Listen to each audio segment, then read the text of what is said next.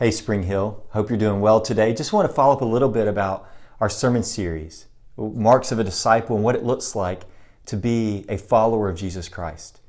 As you all remember, in our first week, we talked about walking with God. When we give our life to Jesus Christ, we enter into a fellowship with Him.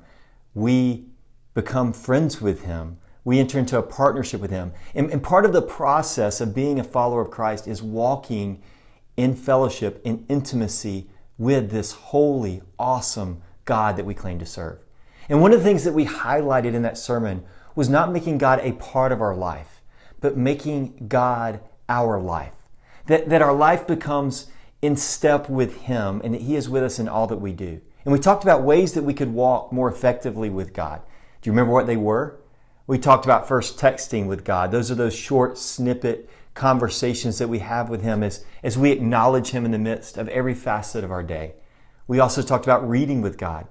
That as we break open those beautiful, ancient, but applicable words of the Bible, we read it not just for knowledge, but we read it with God in mind. Asking questions of the text like, how does this cause me to have greater affection for Jesus? How does this cause me to think about God more? What does God want me to do in light of what I'm reading? And then we talked about watching movies with God. That might be an odd concept for some of us, but it's the reality that God can speak to us through any medium of life.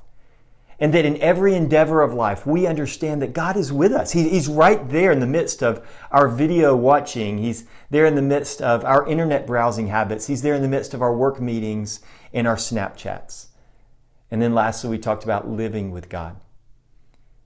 That part of God's design for us to be in fellowship with Him is to walk in obedience to Him.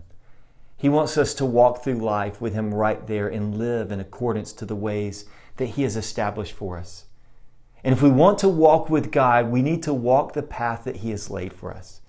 So this week, I pray that those things are fresh in your mind and in your heart, and that you're experiencing God in a vital and relevant way in everything that you're doing.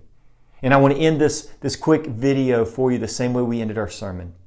My challenge is to make walking with God more than a 2017 resolution.